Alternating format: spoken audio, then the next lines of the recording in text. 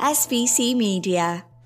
Welcome to iGaming Daily, analysing the news from the betting and gaming industry all over the globe. Supported by SBC Summit Barcelona, the industry-leading conference bringing you the future of sports betting and iGaming. SBC Summit Barcelona is where you can experience the entire global industry coverage under one roof. Join 10,000 industry professionals for 3 days of game-changing conversation and education. Get your tickets now at sbcevents.com. There are plenty of conversations about sportsbook advertising in the US, but it is their neighbors to the north potentially taking national action. Canada has recently introduced a new bill in the Senate which would set national guidelines related to gambling ads, and that isn't the only national bill floating around Ottawa these days either. We've got the scoop on both those bills, as well as a dramatic new law out of Ohio on today's episode of iGaming Daily.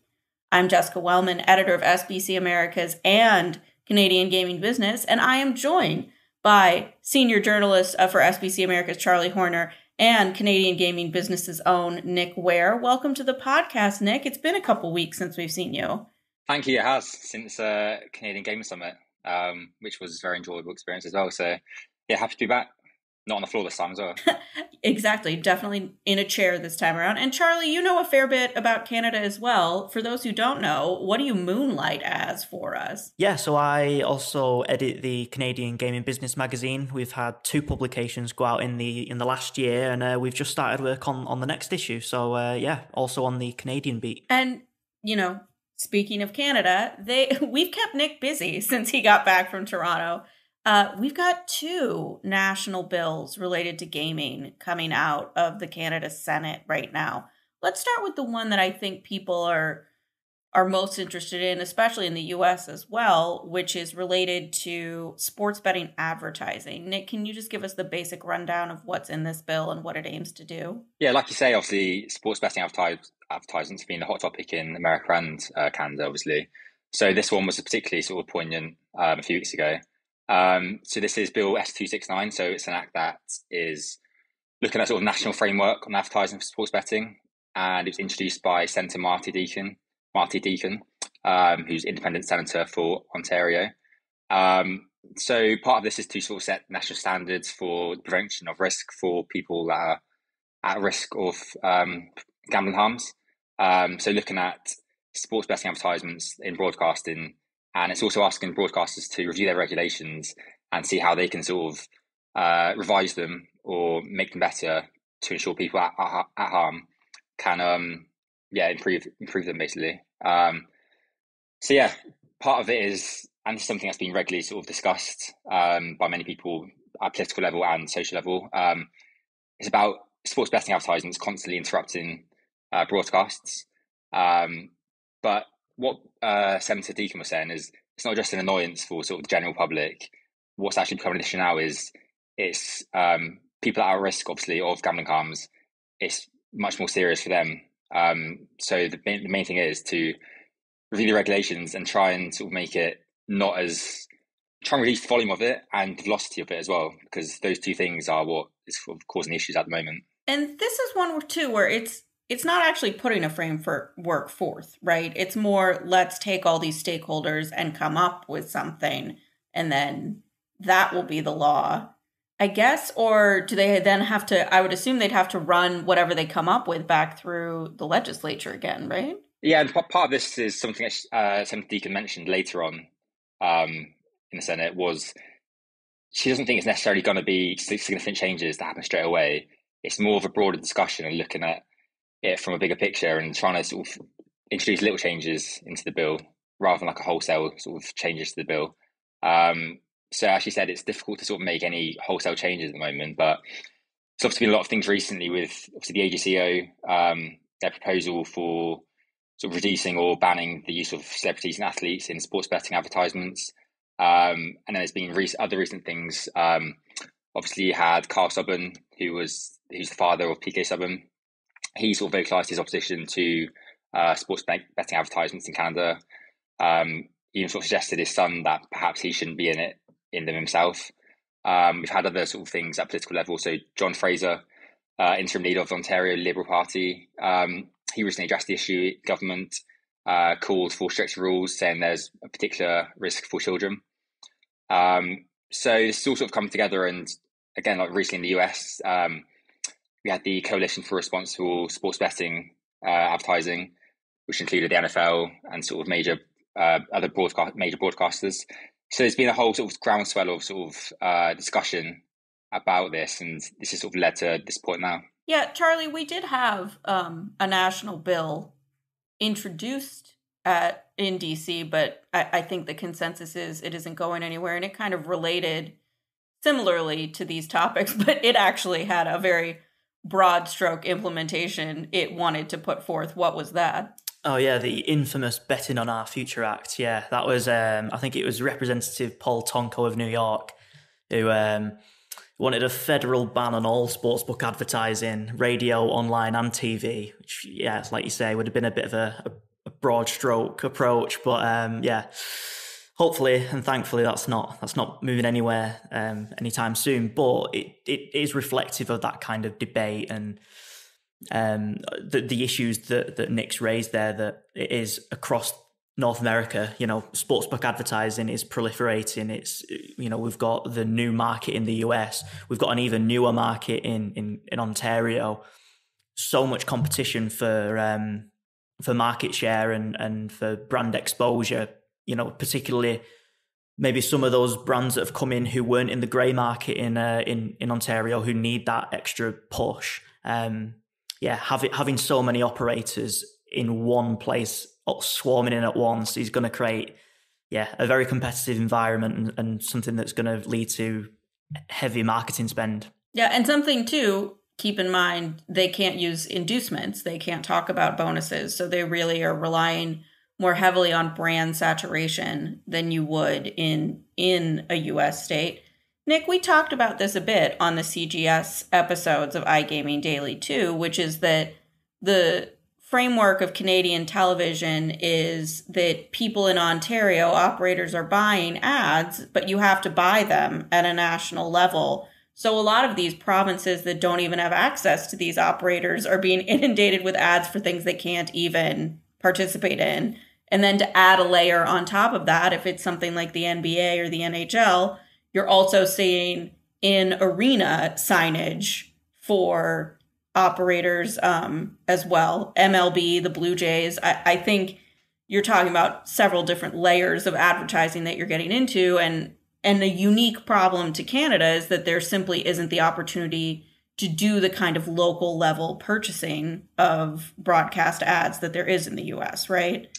Yeah, there's also been sort of comparisons to the UK as well that people have sort of said. But as we spoke with people at Canadian Gaming Summit, there is a big difference with Canada, like in the emerging market, and there's a lot of different rules and regulations specifically around Canada. So it is a much more sort of nuanced discussion than you probably think straight away. So there's a lot to sort of take in, and I think one of the things with this bill, Senator Deakin she made a number of suggestions to the Minister of Canadian Heritage, which is Pablo Rodriguez.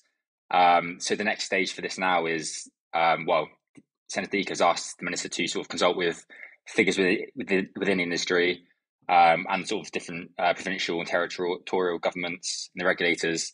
So it's something that's not going to sort of happen straight away. There's going to be sort of major discussions, lengthy discussions about this. So wouldn't expect to see anything sort of emerge soon in terms of legislation, but it's something that sort of adds further weight to the discussion. And yeah, it's good to get people talking, isn't it, really, about this? Yeah, I think it's kind of like the Tonko bill in the US, which is operators, if you're not going to do something, we're starting to put the measure in place for somebody else to do something. Operators and regulators do. And keep in mind that in Canada, you're also dealing with an enormous gray market that operates outside the bounds of a lot of the regulations that AGCO has put in. So that's another level to this as well. To just put it... Go ahead. Sorry.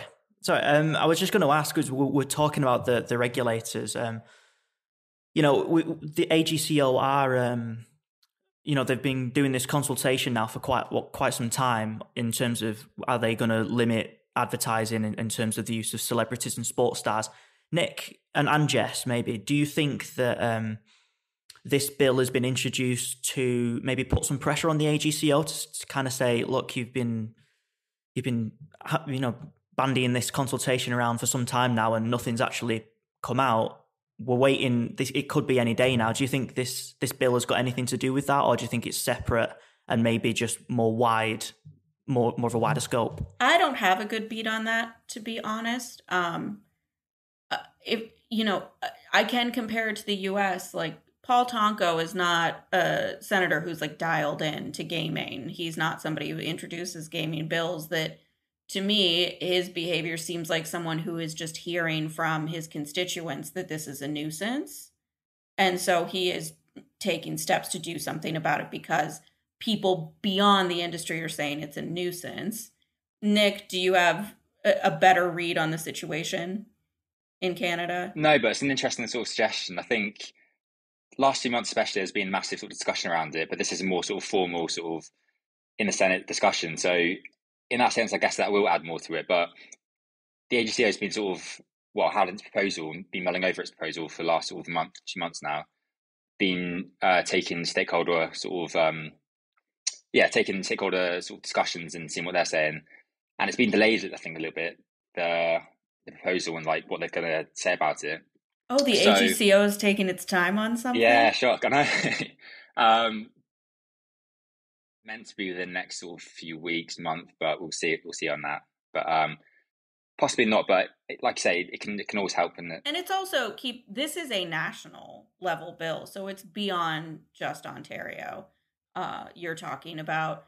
I doubt that the country is overrun with like BCLC Play Now ads necessarily, but there are other people at play beyond Ontario. It's worth observing. Another group to consider when you're talking about Canadian gaming, the First Nations groups, and there is a bill related to them that has recently been introduced in the Senate. Nick, what is this one? So that was immediately before, or I think, literally before the one that we just mentioned. So Bill S268.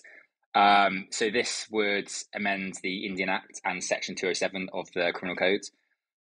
So the main sort of reason for this is to grant the First Nations exclusive authority to license, conduct and manage gaming operations on its reserves.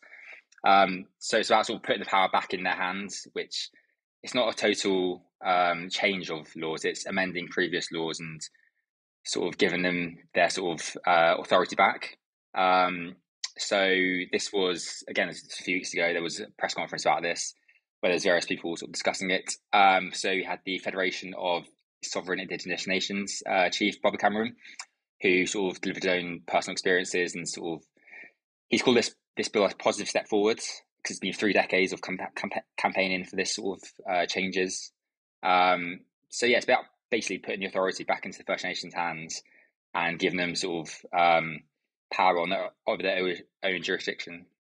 So, I mean, if this passes, what changes necessarily?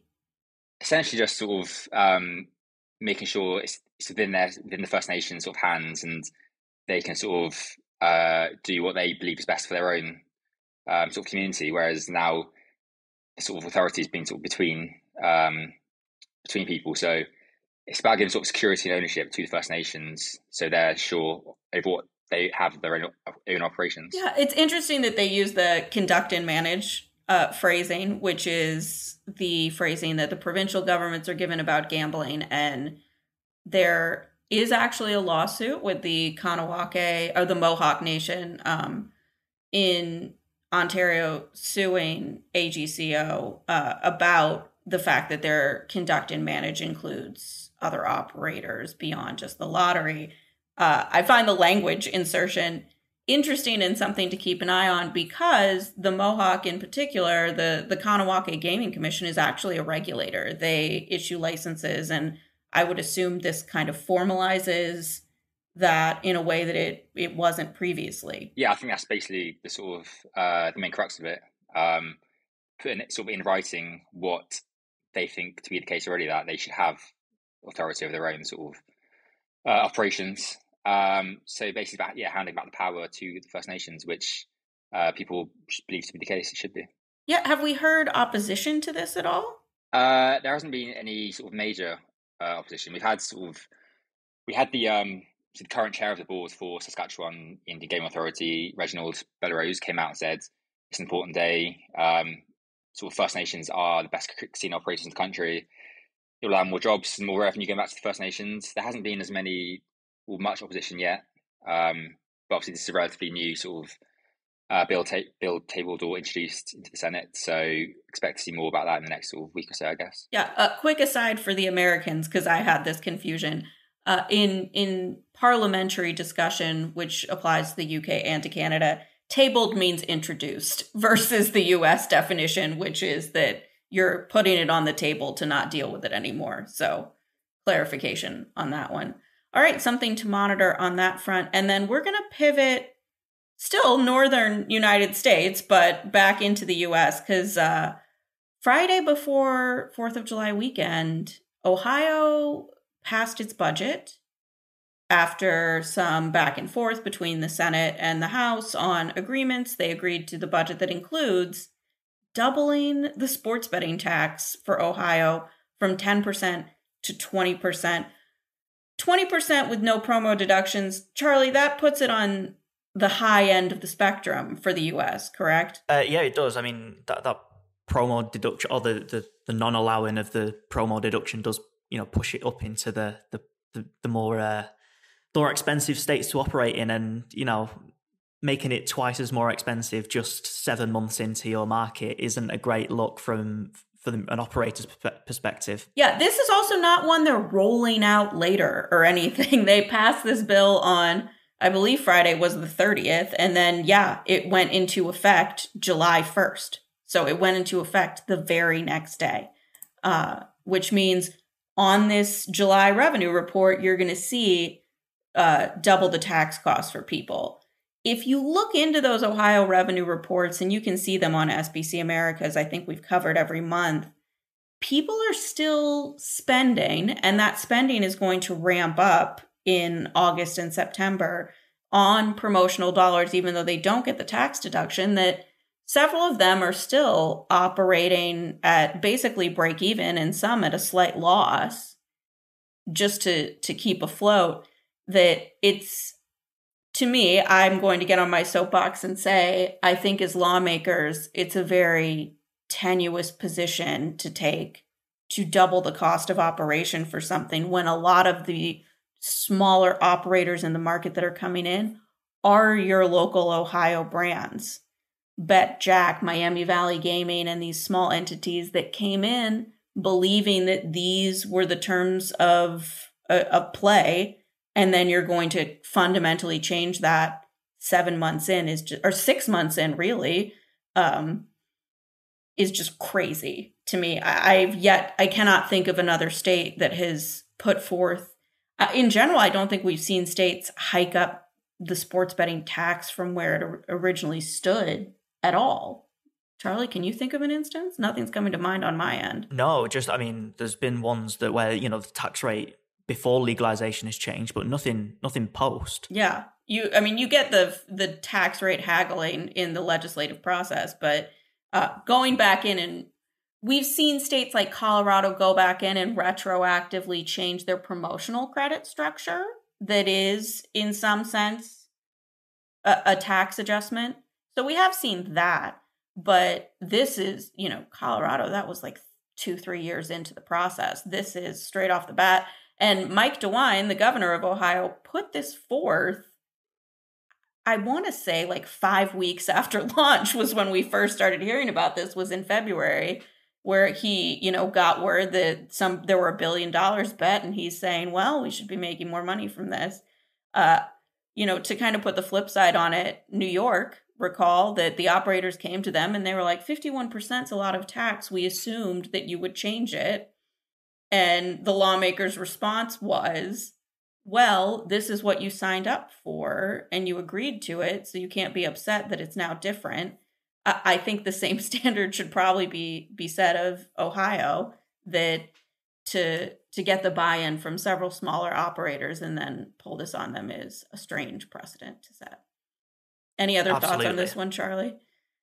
Well, yeah, I'm just really intrigued to see where this one goes. Like you said, a lot of operators have spent a hell of a lot of money in promotional credits and and getting their brands out there in Ohio. And of course, it's a sports-frenzied state. There's so many franchises out there and lots of sports fans to go for. But I'm just wondering, what are the ramifications of this going to be? Are operators going to ramp down their presence in Ohio and maybe think of other states to maybe push those marketing dollars into and for looking and paying that lower tax rate? It's going to be an interesting next few months and to see if there's any movement in that market. As some of you might know, I tend to spend some time in Cincinnati every weekend. I like to go up to Hard Rock and play poker in their poker room. And I was talking with people at the table this weekend. I said, hey, are you seeing any immediate decrease in promos and things like that? The lines remained the same. I think this is kind of a boogeyman story that people put out on the operator side, which is we're going to have to put extra vig into the lines. Nobody's done it yet. New York hasn't done it yet, and it's pretty dire there with 51%. You've seen it in DC because you have a long list of problems with your monopoly operator beyond just those rates. So I don't think you're going to see minus 115 lines or anything like that. I think you might see promos ramp down in non-acquisition periods, but immediate response so far is that nobody's really changing anything. But again, this was done on the Friday of a holiday weekend that I doubt anyone was even around to change much of anything. I think it'll be interesting to see. We've seen that, Caesars and Hard Rock are two examples of Ohio operators that are not spending a lot on promos because they have such a strong database of players to work off of. But some of these other ones, the BetJacks, the MVGs, Betfred, Tipico, even Bet365, I think you can throw in the conversation of kind of upstart operators. You have to wonder if they can weather the storm on this one. So keep an eye out for more on that at SBC Americas. Charlie, Nick, anything else going on at CGB or SBC Americas that people should be aware of? Well, we've just had confirmation around the same time, actually, that New Jersey's online casino market will continue for another 5 years. It was a bit of an arduous process to get there. And it was supposed to be 10. It was supposed to be 10. It could have been 2. But we've agreed on that 5. From Charlie, because that one is interesting. You would think that this bellwether example of online casino would have been a slam dunk for 10 years, but somebody in Trenton doesn't think that these are the best ideas to just sign on for 10 more years of action. Nick, what else is going on at CGB? Probably one of the major stories in recent weeks is Lotte Quebec and the general strikes that have been been taking place from casino workers around Quebec. It's sort of come to a head recently because there's been talks reached in the past over wages. The CSN, the union, are saying they should be getting more equivalent to the rise of the cost of living. The union, Lotte Quebec's come back and said it's already offered twice to double the pay, things like that. So this has been 2-3 weeks now where there's been strikes, and yesterday there was more action, demonstrations in Montreal. So this is something that looks to be rumbling on. Lotte Quebec have said they're happy to engage in discussions, but they're saying the union isn't willing to partake in them. So that's probably one of the major stories that has continued over the last 2 weeks and will continue for a few more weeks, I think. Yeah. All right. We'll be monitoring all of those at CanadianGamingBusiness.com and SBCAmericas.com.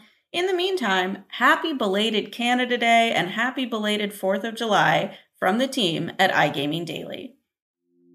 Thank you for listening to today's episode of iGaming Daily, brought to you in conjunction with SBC Summit Barcelona, being held at the Fira Barcelona Montjuic on the 19th to the 21st of September. If you want to find out more about some of the subjects raised today, feel free to explore any of the sites in the SBC News Network or check out the latest edition of the SBC Leaders magazine. Happy reading.